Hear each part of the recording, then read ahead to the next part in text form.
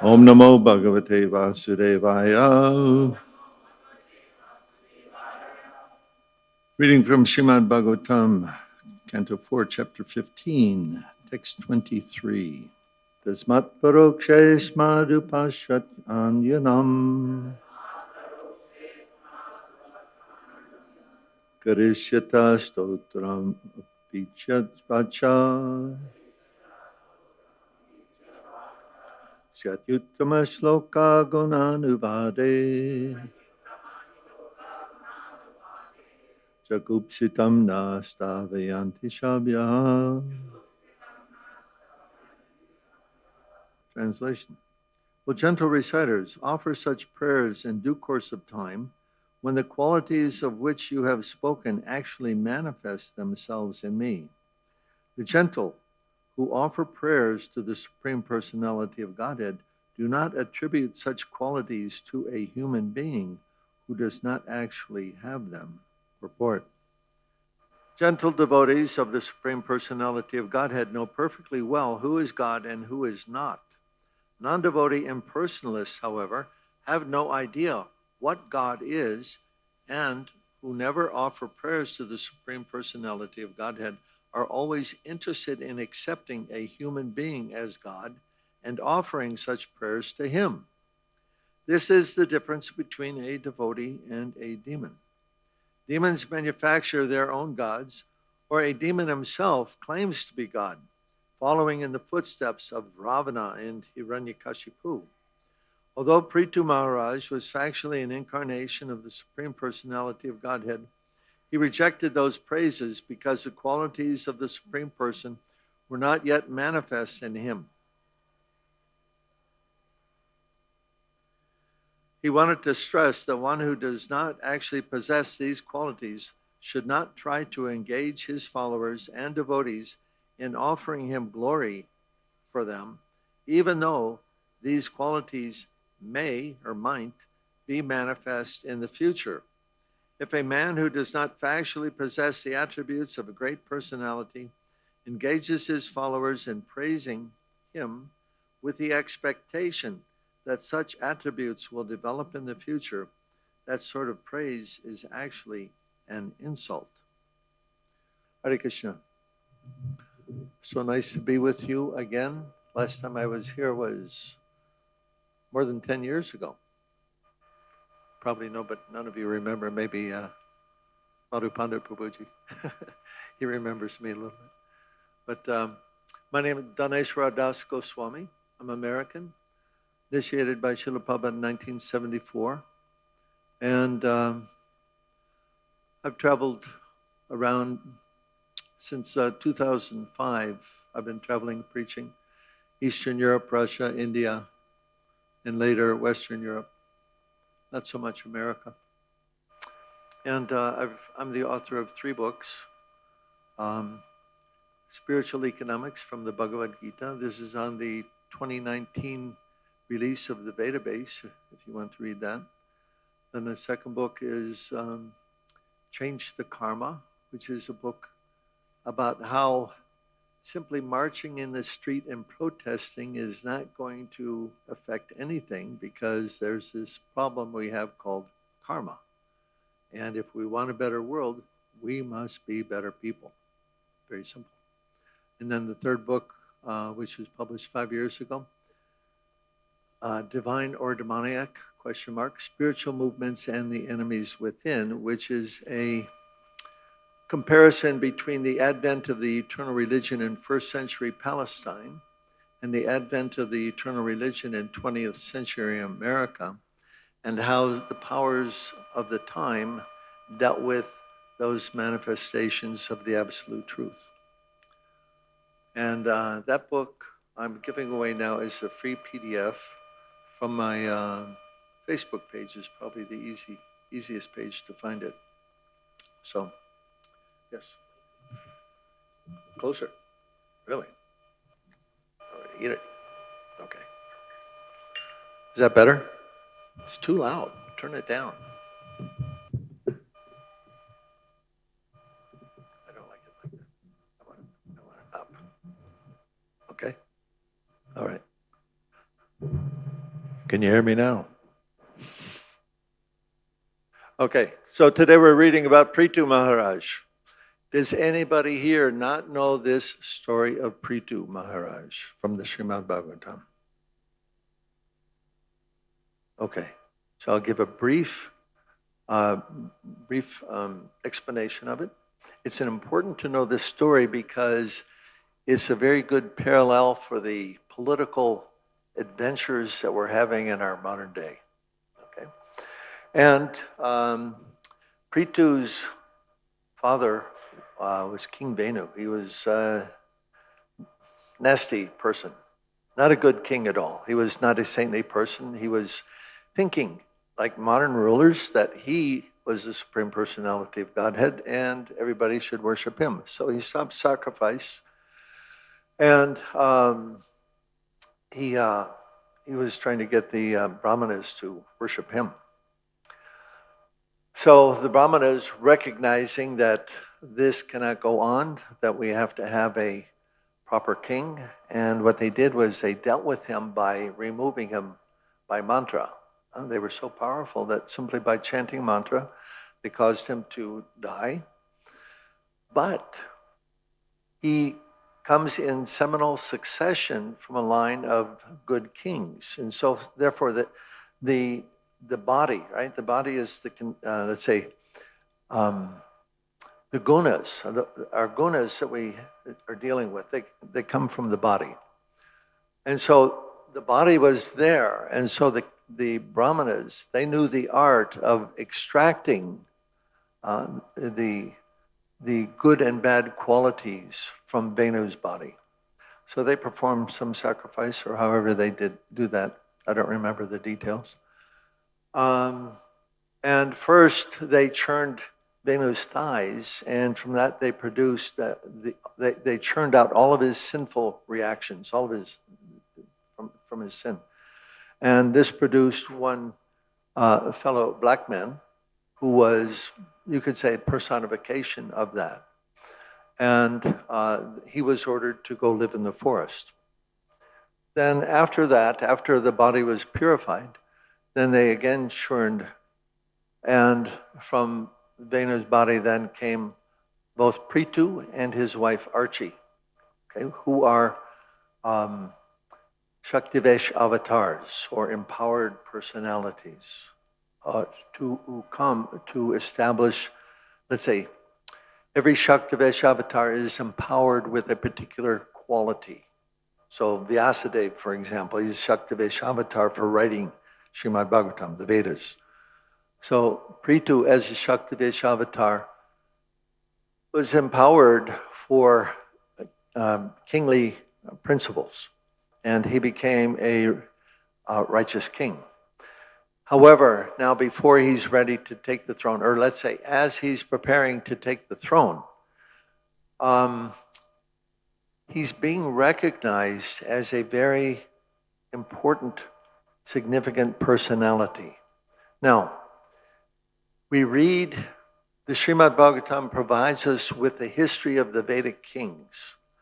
Then the Vedic kings are extremely significant because they are central for the organization of the entire society. So if we are going to have a good society, there must be a good king. Without a good king, you cannot have a good society, which we have examples of today, right? No good kings, and what do we have? We have very challenging problems. So many people suffering in the world as a result of improper or bad leadership. So, as Prthu is being coronated, because of the important responsibilities that he is going to be tasked with, all the different devas and different personalities, they came and they made offerings of gifts to him. And let me go back and read some of those because they're very beautiful.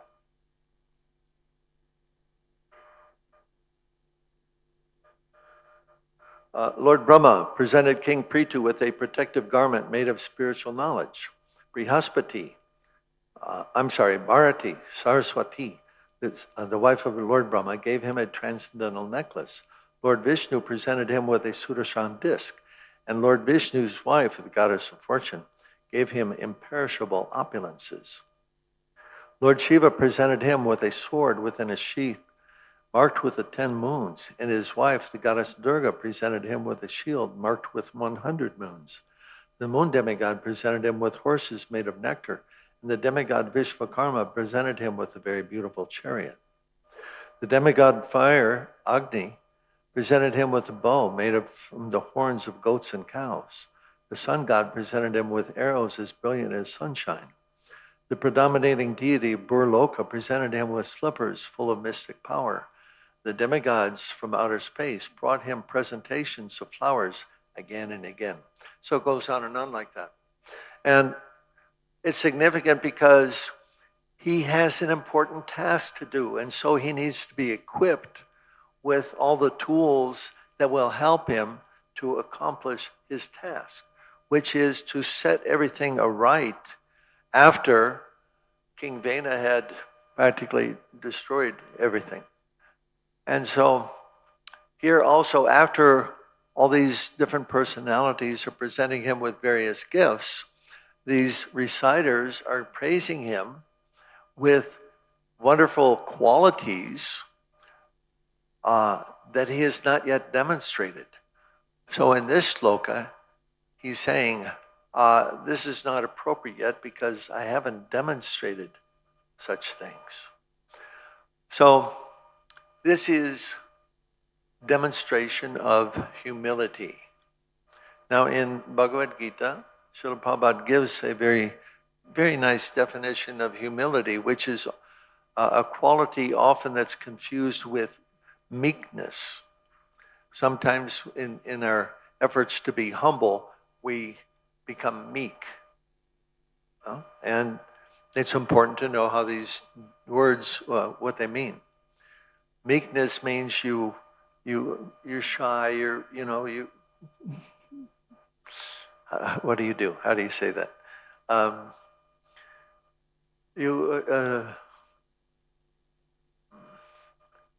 Overly submissive.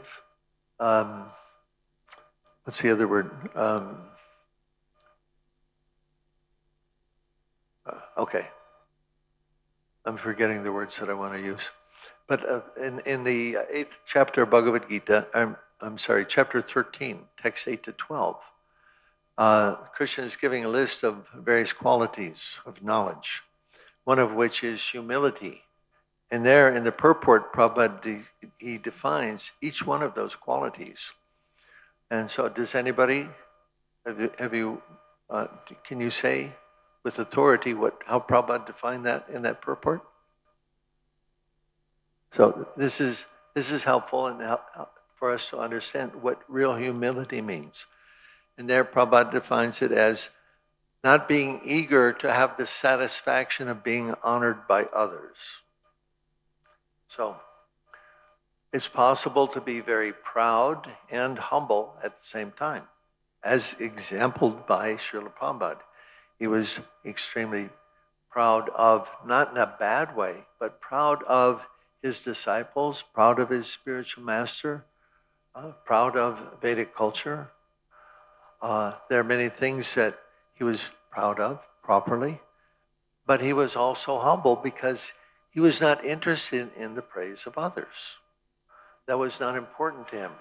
He was not interested that other people should flatter him or glorify him, and somehow or other he's going to feel himself important in relationship to them, which is what most of us do. We judge ourselves or think of ourselves in relationship to each other. And so there's a tendency to think, I'm better than this one, or that one's better than me, or we're comparing like that in different ways and different qualities that we might have. And Prabhupada wasn't interested in that because Srila Prabhupada was pure devotee of Krishna. He knew who Krishna was. He was in contact with Krishna. And that's the person that he was interested in pleasing. He was interested that Krishna would have a good opinion of him. And how? By being a good servant. And so Srila Prabhupada, he was always endeavoring to serve Krishna in the proper way, and in that way, as our Acharya, to demonstrate for us proper behavior. So this is, how long do we go on? When do we stop? Huh? 9:20. Oh, okay.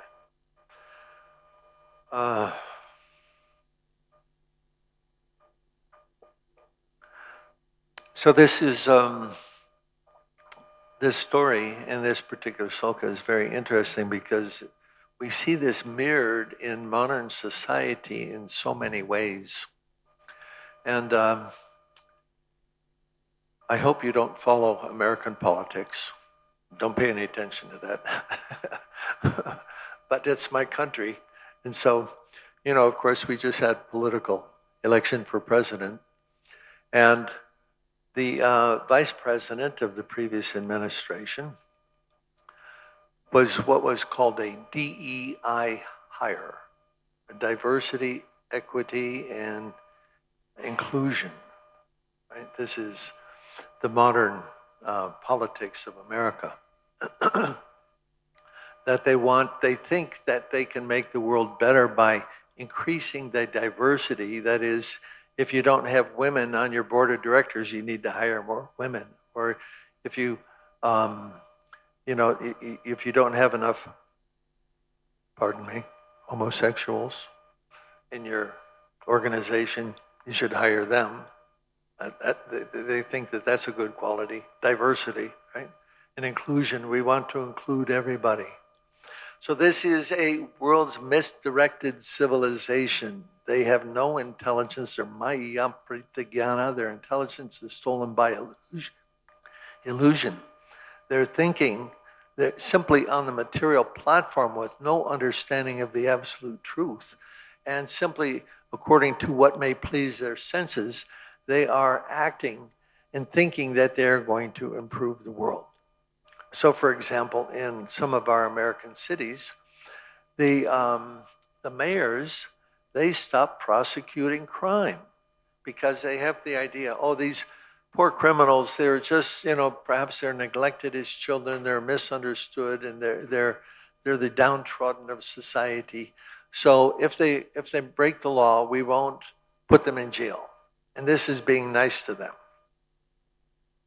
Anybody think that's nice? Well, what about everybody else? Right? What about the victims of their crime? They're not thinking about that at all. Right? So they're completely whimsical in terms of how they're managing society, and the result is crime is increasing rampantly. People are more and more troubled. And in California, they passed a law that theft below $1,000 would not be prosecuted. You don't need to think about that too long to understand what the result of that was. There's videos of numbers of people going into a store with a shopping cart, unloading the shelves into the shopping cart, and walking out the door knowing, no problem. Again and again. So much so that stores were closing because they couldn't stay open, right? And of course, what's the result of that is that people in that neighborhood who need those stores for their different commodities, they don't have them. So this is the foolishness of modern society. Without having proper understanding of reality, that means how this world is a combination of matter and spirit. What is the difference between good and bad, and why? Right? You can't have a proper society. So back to our vice president, they somehow or other decided that she was going to be run as a candidate for president. Now, the president himself, Joe Biden, was senile, and he was saying that he wanted to run again for president, even though everybody understood the man he's not even capable of being president in the present time. Anyway, he was going on like that, and so somehow or other there was some back room negotiating and he dropped out, but maybe as a revenge, he said, I'm going to nominate our Vice President Kamala Harris. Now this woman, she couldn't string two sentences together that made sense. She has, of course, many people were making jokes of her, laughing at her because she was so pathetic. I mean, okay, if you're going to run a woman for president, at least she should be intelligent. There's a lot of intelligent women, but she was one of the worst. And so what they were doing, why I'm bringing this up, is because as soon as they nominated her, then they made all the propaganda. Oh, what a great person she is. She's going to make such a great president. She's got all these wonderful qualities, and on and on and on like that. And of course, she didn't say, like Prthu Maharaj, no, don't say that about me. No, because they were simply making this propaganda because why? Because people believe what they hear on the television. You think so? Who believes what they hear on television? A practical application of philosophy of Bhagavad Gita, right? So there's 4 different kinds of people, right? There's 3 in the Dvija category, right? Who have some modicum of goodness, or at least not much ignorance. And then there's the Sudra category. And the nature of the Sudras is that they do not have sufficient discrimination to understand what's right and what's wrong, what's good and what's bad, what should be done and what should not be done. So they are like children, and they need to be taken care of and protected. And of course, in Bhagavad Gita, Lord Krishna talks about these the persons who are in that category, Stri, Sudra, Dvija Bandhu, the persons who need protected, who, not denigrating them, but simply by their nature, they haven't sufficient ability to understand what to do in the proper situation. So the reason the demonic powers that run the world, the reason they are always pushing so-called democracy, which Prabhupada called demon crazy, is that by making propaganda, they could get the Sudras to believe whatever they said. And the Sudras make up the majority of the population, at least 60%. So therefore, if you take a vote and everybody's has an equal vote, then you make all the propaganda and you can make the vote go whatever way you want. This is basically how the world works. So anyway, that's this story of Maharaj Prthu in the background leading up to it is so reflective of what we have going on in the world today. So we can take these lessons from the Bhagavatam and we can just see them being acted out in front of our eyes. We are actually living the current chapter of the Srimad Bhagavatam. Future editions of the Bhagavatam will have the story of the Hare Krishna movement and how Srila Prabhupada with his army of monkeys saved the world. Jai Prabhupada. So, the lessons are there for us. And so, what's the other important lesson is that Prabhupada wanted to create the intelligentsia for society, the Brahmanas, the Brahminical class. Where are those men with developed brains, developed moral qualities, who can rise up spiritually and then become the leaders of society? How? By giving proper instruction, what to do, what not to do. So ultimately, Krishna consciousness is political. We are not simply monks that mind our own business, living in our ashrams. No. Ultimately, right? Bhagavad Gita. Political. Very political, right? Why? Because how to apply dharma, how to apply these lessons that we're hearing in Bhagavad Gita, Mahabharata, how to properly apply them for the benefit of society. And it's only the person who is unmotivated by desire for honor, who is thinking of the welfare of everyone, and who understands Shastra and then how to apply it.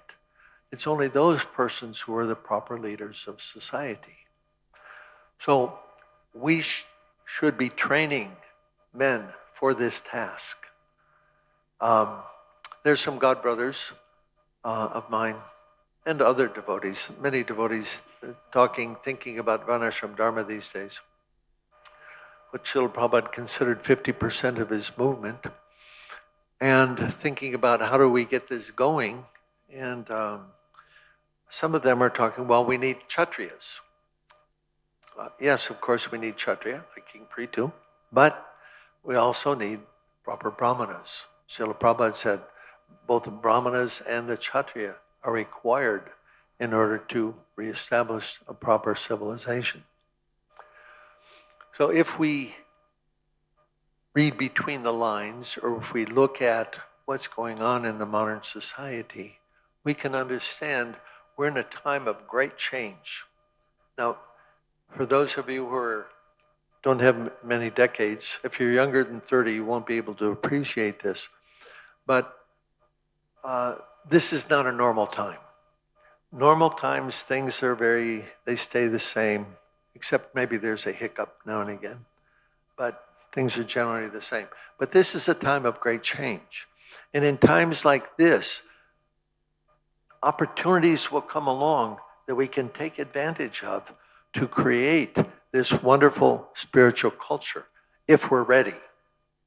So we should be preparing ourselves, taking lessons from Srimad Bhagavatam, from first canto. Prabhupada put so much about politics in there, but also the story of King Prthu and his behavior as an ideal king.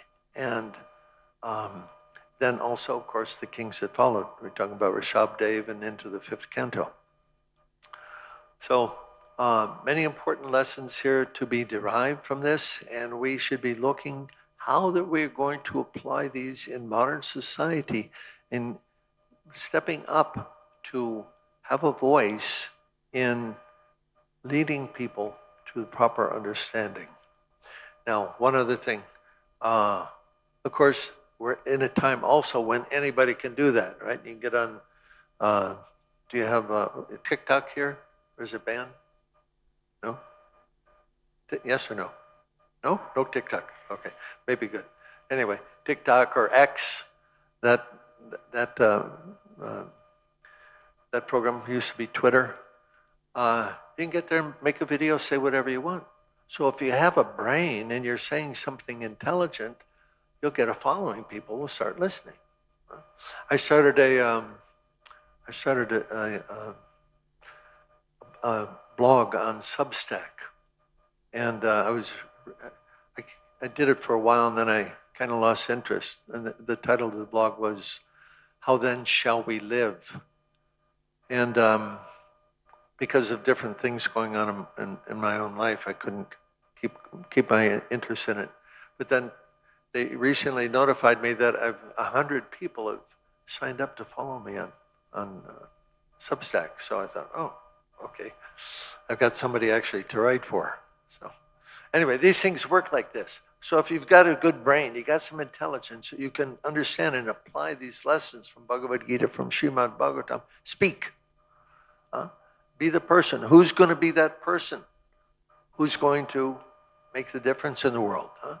And all of us should be looking and thinking, how am I going to be the person that makes a difference? Maybe not the difference, but not the difference everywhere, but some difference, someplace.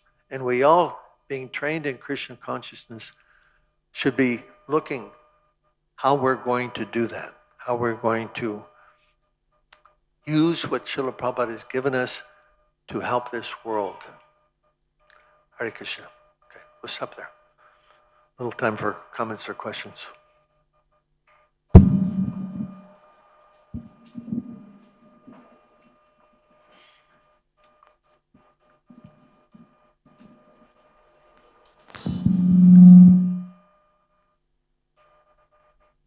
Hare Krishna Maharaj.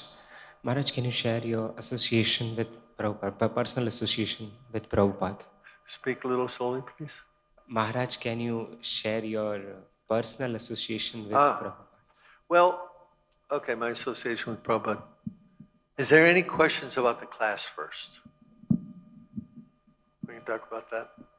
One question here. Give him the microphone first. I'll answer those and then I'll say a little about that. Pranam. So what I wanted to ask is, like you told that if you have got knowledge or anything, you can share on any platform, like you did on Substack or something like Instagram, like Twitter, whatever. So when people like to share anything which they have got, they are often judged by others, like he's doing for gaining followers and all. So? But it affects, like, you know, that the idea is, okay, not that we're not interested in followers just in terms of numbers, but we want to influence this world. Okay, I'm on TikTok. I haven't done much. I've done 2 or 3 of these, but I recite some slokas from Isopanishad. Om Purnamada Purnamidam. What's that mean? This means this world is perfect. There's no such thing as global warming. That's an idea for the atheists. Something simple like that, you know. Who's going to listen? I don't know. Will it have an impact? I don't know. But it's an opportunity to spread this absolute truth.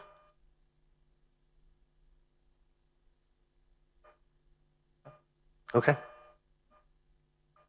Anything else about the class? Oh, yeah, back here.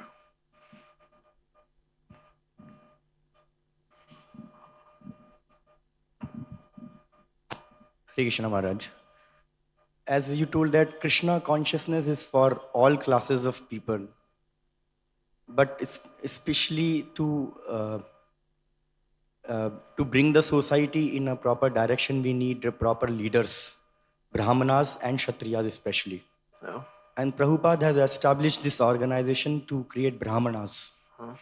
So what is the place for Kshatriyas in our organization? Because many people are attacking temples, and we devotees, knowing this foundation that we should depend on the Lord, chant and maintain good consciousness.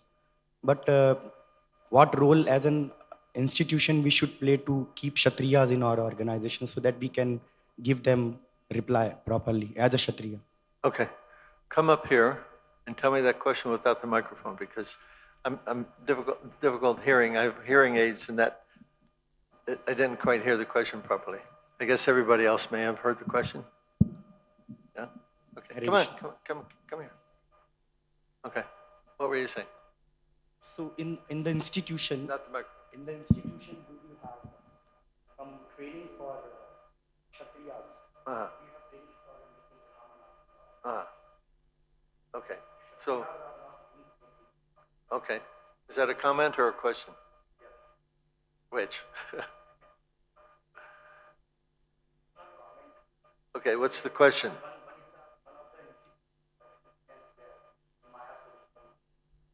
Okay, what's the question? One sentence. Tell me your question in one sentence. Do we have some inspection of Prabhupada where we can keep?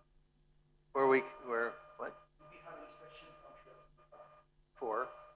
for training Kshatriyas? Uh-huh. Okay, his question. Do we have instruction from Srila Prabhupada for training Kshatriyas?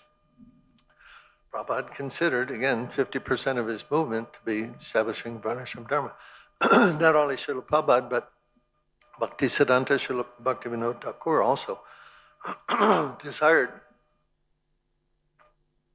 to see this transcendental society, spiritual society established. So, the question is, who's going to do it? Well, they have to be spiritual people. You're going to have a spiritual culture, you have to have spiritual leaders. That's going to be Brahmanas and Kshatriyas. So, do we have a specific instruction? Prabhupada stated, I want Varnashram College to be established in every center. What's Varnashram College? He talks about 4 different classes of people. That's the basis for Varnashram College. What are the different classes? What are their roles? How do they relate to each other? And then how is the society built around those different relationships? We don't have that yet. So that needs to be done. And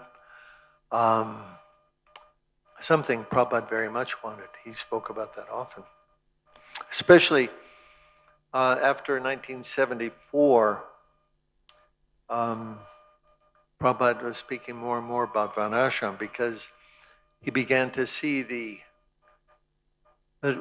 true qualities or character of his followers, and we are not so transcendental as we could pretend to be, at first blush.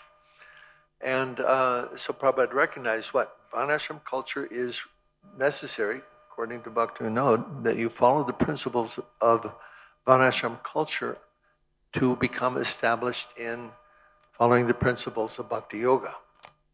So it's a step-by-step process. So the Varnashram culture is first to lead to the establishment of Vaishnavas. Okay? So did he give a specific instruction? There's one book that's coming out. This is important. Hari Krishna Dasi, she compiled all of Prabhupada's statements about Varnashram Dharma into a book titled Speaking About Varnashram.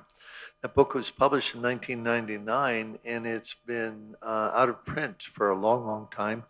But my godbrother, one of my godbrothers, is putting it back in print, and you can find it online. You can download it as a PDF, but it'll also be available in print.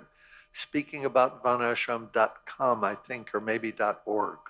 So if you're interested in Varnashram Dharma, you must read that book. It's everything Prabhupada was saying about Varnashram culture. Okay?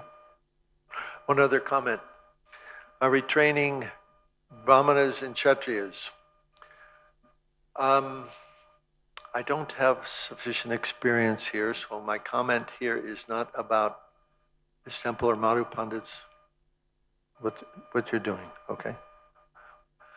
But in ISKCON, now, Dvijas, these Dvijas that we're talking about, the ones who lead society, they are independent men, right? The guy who owns a business, he won't have a boss. He's the boss, right? He won't work under anybody. That's his nature, okay? Same thing with a Kshatriya or a true Brahmana. They are independent men. Unfortunately, independence has become a bad word in ISKCON, and all the men of that character have not had a place. And practically speaking, they voted with their feet. And so, sadly, my comment is that ISKCON has become not a society of Brahmanas that Prabhupada wanted, but a society of Sudras, because those are the ones who will simply do what they're told without thinking. It's a very sad commentary. I'm very sad to be able to have to say that truth, but it's a fact, okay? Why? Independent. Dvijas are independent men. That's their nature. They have to have ability, they have to have room to exercise their own ability. Prabhupada gave men that ability, right? Shivananda, for example, young man, went to Germany by himself, no money, didn't speak German, and established Krishna consciousness there. Why? Because he had freedom to act according to his ability. And many of the temple presidents or the the devotees who took Krishna consciousness around the world, they had that ability, and Prabhupada gave them the opportunity to work according to their ability. They were allowed to be independent, and Prabhupada wanted that to continue. But the GBC have stopped that. They've created a top-down hierarchical control of the society, and independent men don't have any opportunity. So here, I'm hoping, Madhupanda Prabhu, and all organized differently. You're starting so many projects, Prabhu, all over. You must, obviously, are giving men that opportunity and facility to work according to their ability. So thank you very much. Okay, just a few things about my experience with Srila Prabhupada. I came along in 1973, and by that time, the movement, there's many devotees. When Prabhupada came to the United States on the East Coast, I was in Florida. When he came to the East Coast, we'd always travel to see him, and there was always hundreds of devotees there. So I didn't really have personal experience, and also I was married from the time I became a devotee. And so it was only really the temple presidents and the sannyasis in GBC who got personal association with Srila Prabhupada. But I did have the opportunity to write one letter to him. I joined the movement just after finishing my master's degree in engineering, and this was before the days of BI. And so I asked my temple president, how can I use my scientific credentials, in Krishna service? And he said, well, why don't you write to Prabhupada and ask him? And so I wrote to him with several questions. One question I suggested, as far as the science part goes, I suggested, Bhagavad Gita, we learned that it's the moonshine that gives the succulence and taste, the fruits and vegetables. Maybe we can make an experiment like this to convince the scientists of the validity of Bhagavad Gita. And Prabhupada's reply was, we are not interested in convincing the scientists of anything, because after all, if they choose to remain atheistic, what can we do? He said, our main aim is to convince the innocent public that life comes from life and not from matter. So Prabhupada this is what he wanted BI to do. He wanted him to challenge the modern scientists who were basically, they're the priests of society, because they're giving them, they're substantiating the atheistic worldview, which Srila Prabhupada was extremely opposed to. And then the other part I wrote, I asked my temple president, so when we're offering our food, you tell us, we put the plate in front of a picture of Srila Prabhupada and say these prayers, but Prabhupada's a jiva soul, and jivas are localized. How can Prabhupada be in all these pictures to accept the offering? And the temple president said, oh, that's a nice question. Why don't you write to Prabhupada and ask him? So I also asked that question, and Prabhupada's reply. Now this is a general question, so the answer is not for me specifically, it's a general answer for all of us. And Prabhupada's reply was, the spiritual master is present wherever this disciple is sincerely trying to follow his instructions. This is possible by the mercy of Krishna. In all of your devotional sentiments and in all of your attempts to serve me, I am with you, just as my Guru Maharaj is with me. Remember this always. So that's a letter to Bhaktivedanta. It's in the database, December 1, 1973. So if you want to look at that. So I've given you the background to the answers, what's in that letter, which is helpful.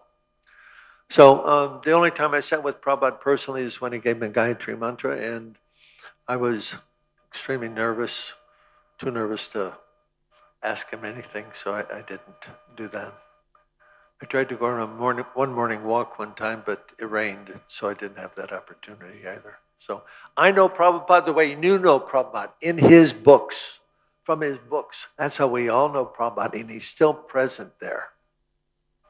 So there's no question you can know him simply by reading his words. Okay, we're out of time. Madhupana Prabhu. Hare Krishna. I'd like to add one point to the matter of independence that you said. Yeah. Srila Prabhupada said he wants everyone to be independently thoughtful. Independently thoughtful men, yes. So,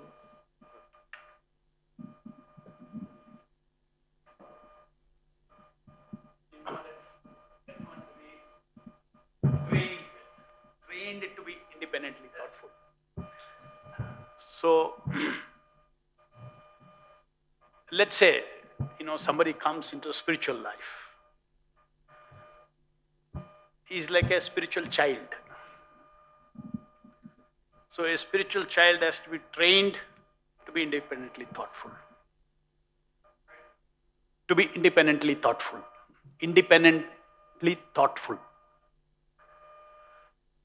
It doesn't come without training. So ISKCON has to train people to be independently thoughtful. During the period of training, when they are not learned to be independently thoughtful, when they think independently, they create havoc for themselves and others. So, right thing would be a combination according to the spiritual age of the candidate. He should combine his life with a combination of independently thoughtful to the extent of his capacity and simultaneously be a good follower. Yeah, good follower. In material world also it's the same thing. If somebody is an expert in IT, he first he follows somebody, learns everything, then he becomes creative, independent. So this the additional comment I wanted to add. Otherwise, a child, if you live independently in the road, if I have a small child to cross the road, he'll get killed. Similarly, in spiritual life also, you independently thoughtful, you create all kinds of offenses everywhere. You don't have that. Means independently thoughtful is different, independent attitude is different. Because ultimately, Krishna consciousness is about giving up independence and depending on Krishna. So this can add something. Sure, thank you. Hare Krishna. Hello? Okay. Yeah, when I say, a Dvija wants to be independent, like you made the point, he can't be independent. Nobody's independent in this world. All of us, we are products of who we associate with, who we learned from, and so on like that. If we have some new idea, some inspiration from Krishna, we can apply it. Okay, we can't do that independently of everybody else. The best thing, of course, is to do that in conjunction with others and in working together so that everybody has the opportunity to work according to their nature. Now, Srila Prabhupada expressed this in a very famous letter to Karandar, which I'm sure you know, but I don't know if devotees have read. Very famous letter, Prabhupada talked about that you should not kill the spirit of enthusiasm. Enthusiasm is there. And good leadership means to encourage, to fan that spark so that everybody will become more enthusiastic. But when what Prabhupada, this letter he was objecting to was that the leadership at that time, they were trying to control everybody. They were making a centralization for control. And Prabhupada several times, a number of times, he was very angry with them. Don't do this. You don't have that. I'm not giving you that authority. Don't do this. But they've continued even till today, unfortunately. So, yes, training. We have to be trained. And then good leadership means just like a good parent. Good parent sees the qualities, the ability in his child, and he wants to encourage them. So every good leader is like that as well, to encourage, to bring out the abilities in those who are under his care. Thank you very much for the opportunity to speak with you. I wish I had more time here. Unfortunately, I'm leaving tomorrow, but I'm staying in India for a while, and I hope I'll be back and have your association again. Thank you very much. Srila Prabhupada ki.